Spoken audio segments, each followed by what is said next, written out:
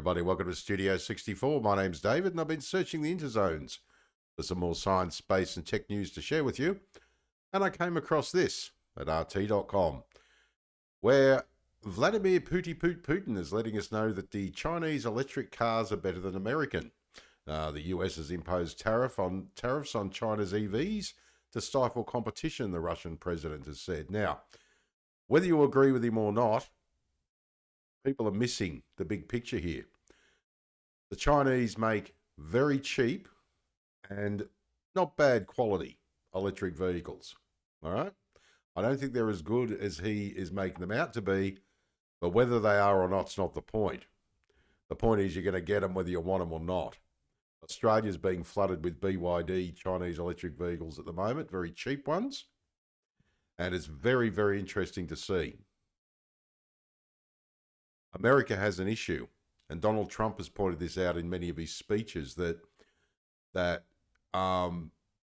Chinese are getting them made in Mexico and they're flooding across the border into the United States. And he made this point at a rally the other day when he was making a speech about the car industry, how the cars are being made in Mexico, coming over the border and putting the entire American automotive industry at risk in places like Michigan, where there are I believe 600,000 people employed directly, and the millions of other car manufacturing employees all over the states. So Trump is saying to rescue the car industry, you've got to put massive tariffs on, which I understand, but Putin's looking at it at a point of view and saying, well, it's only because the American cars are crap. I have a personal opinion, and that is make the cars in America. Import some Chinese ones, but make the cars in America. Same as in Australia. We lost our manufacturing in about 2017. We no longer make cars here. They're all imported. And so we're importing these, the market's being flooded with Chinese cars. And the point is, whether they're good or not, they're so cheap, people are buying them anyway. So very, very interesting. US authorities have imposed tariffs on Chinese-made electric vehicles, or EVs, because they've become better. Russian President Vladimir Putin has told a press conference in the city of Harbin during his 2-day trip to China. Now, Putin suggested that Washington wanted to prevent strong competitors from entering the American market and described the US approach as unfair competition. I think, as I say, I think it's a combination of two things. I think the cars are good, but they're not as good as Putin's making out. And the problem you've got is, as I said, they're so cheap that people are going to buy them and local markets are going to suffer. Unfortunately, the way the world works today, sometimes situations arise related to unfair competition. This is how the Americans recently imposed tariffs on Chinese electric transport or electric cars, he said. Why? Because Chinese cars have gotten better. I can see his point. As I say, look at what happened to the Japanese. Japanese cars, when they first came out, were complete trash. And then all of a sudden, when it came to the 80s, everyone wanted a Japanese car.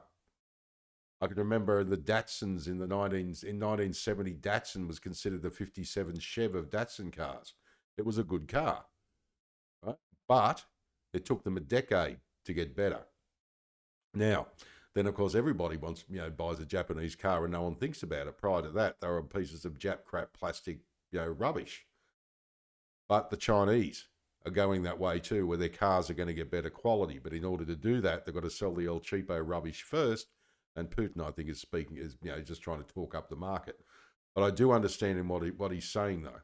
But I also understand Trump, when Trump says stuff like, we have to put high tariffs on, otherwise the American manufacturing, of car manufacturing is going to die.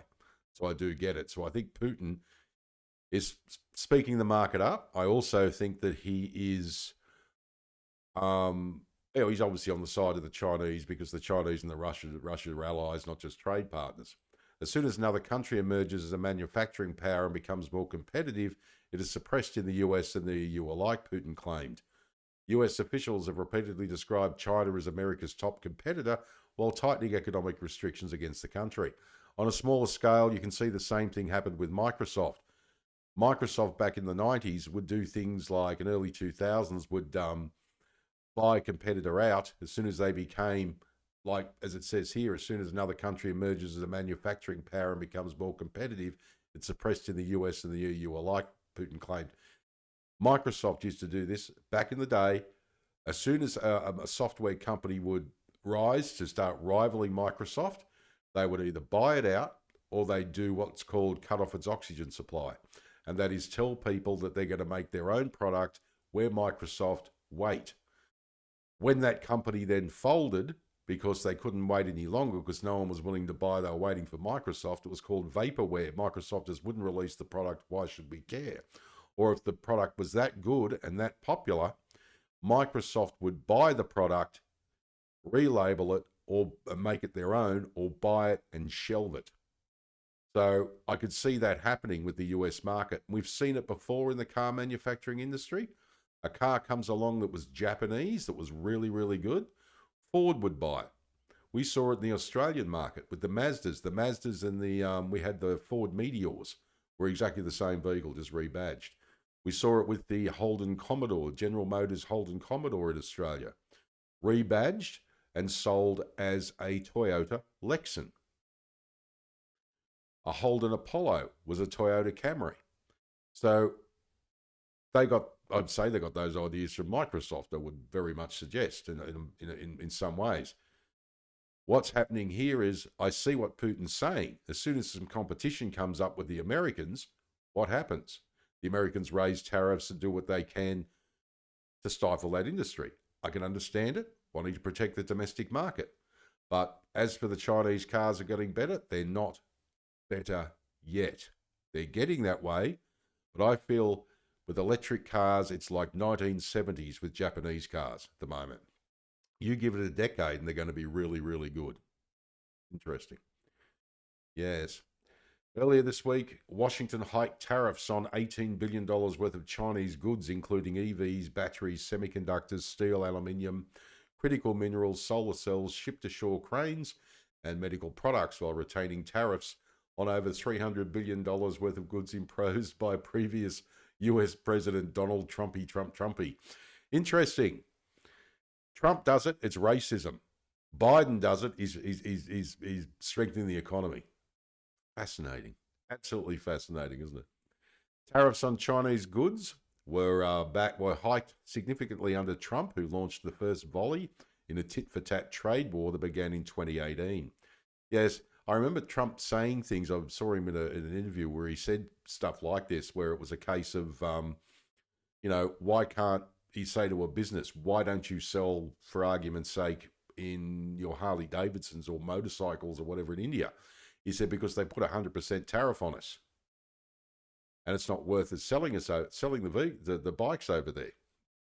But what's interesting about that is you're seeing it now ties in with the electric cars. Tesla had the same issue. Elon Musk was saying that to sell a car into India, an electric vehicle, his Tesla, was way too much because of the tariffs. Modi, the Indian Prime Minister, has said, you come and make them here, we'll drop the tariffs. So that's exactly what's happening. I've made videos in the past on it. Check it out for yourself. Elon Musk will be making Teslas in India. Therefore, he can access that market. If you want to export them to India, sorry, you'd have to pay a massive tariff and it's not worth it. Yeah, it's interesting. A similarly hostile approach has continued under his successor, Professor, dear Lord. Oh, God, there's irony for you. I think my brain's working on half of Biden today. Alleged President Joe Biden, who has adopted several policies aimed at the Chinese economy. Chinese officials have repeatedly denounced US trade and tech policy, describing it as economic bullying. The Chinese government has taken several countermeasures to retaliate against US sanctions. Among them are restrictions on exports of strategic raw materials used in defense technologies, electronics, and clean energy. Yes, and let's not forget the entertainment of TikTok. The International Monetary Fund warned last week the escalating trade war between Washington and Beijing was threatening global economic growth. So what are you going to do? Take the side of Beijing or Washington? International Monetary Fund. I bet you it's Beijing. Interesting. Yeah, so that's a very interesting comment from Putin, and I think he's personally, I think he's just trying to talk up the quality of the Chinese EVs. They are getting better, but I think it's a case of late 70s, early 80s Japanese cars. Once the 80s hit, they started to get their stride, the Japanese car manufacturers, but the Chinese are far quicker at getting these EVs up to quality. But the ones that are going to flood the Australian market and the US market and the European market aren't going to be the same quality. They'll be poorer quality than the ones that are sold in China. So I think Putin is also looking at the Chinese vehicles when he's over there and going, these are great, but I wonder if those are the same Chinese vehicles are going to be sold, as I say, in the EU, US, or Australia. Absolutely fascinating, isn't it? All right, well, my name is David. Thanks for joining me for another Studio 64 Science, Space, and Tech News update. I shall see you in the next one. If you enjoyed this video, please like, share, subscribe. I'd greatly appreciate it. If you're up for it, drop a comment down below the video because I'd love to hear what you think. All right, take care. And as I always say, if you can't be good at it. And as I also always say, I'll be back.